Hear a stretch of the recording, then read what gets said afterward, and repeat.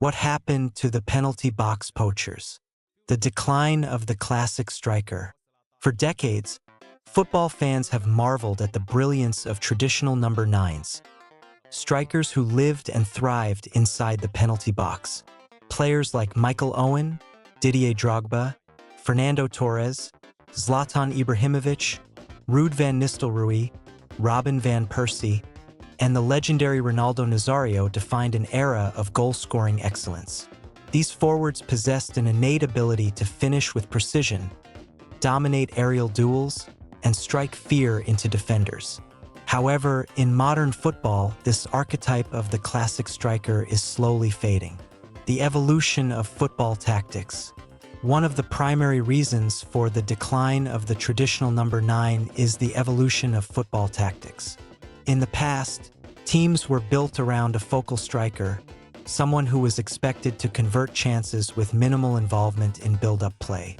However, contemporary football has shifted towards a more collective approach, emphasizing team fluidity, high pressing, and defensive contributions from all players. Formations like 4-3-3 and 4-2-3-1, which dominate modern football, do not necessarily require a traditional center forward. Instead, goal-scoring responsibilities are often shared among wingers, attacking midfielders, and even central midfielders. As a result, pure penalty box strikers, who contribute little outside of scoring, find themselves becoming obsolete. The rise of the false 9.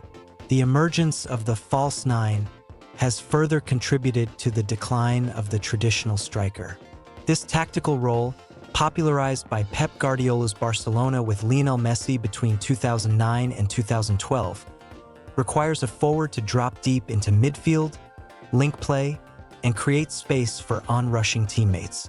Unlike classic number 9s, false 9s prioritize playmaking as much as goal scoring. Liverpool's Roberto Firmino exemplifies the modern-day forward who redefined the number 9 role. His contribution was not just about goals, but also about pressing, link-up play, and tactical intelligence.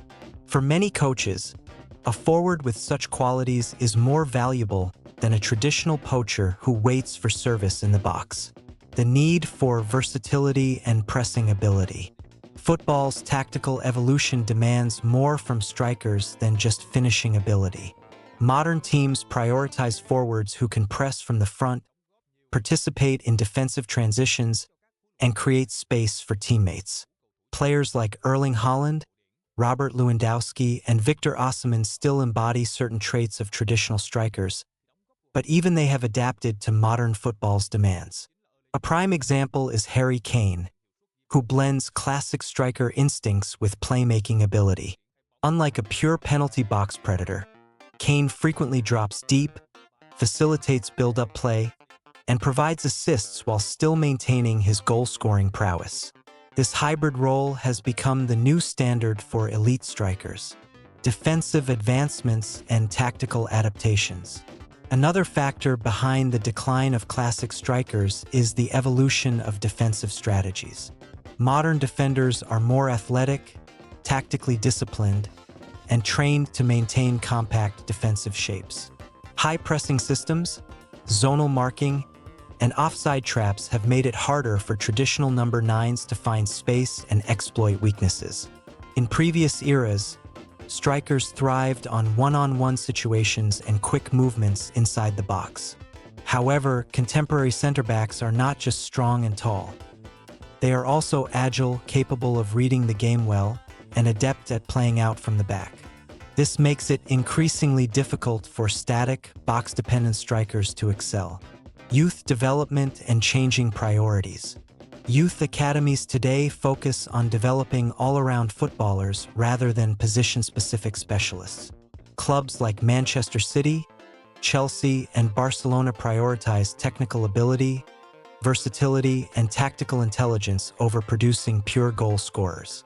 As a result, fewer young strikers are being trained in the traditional number 9 mold.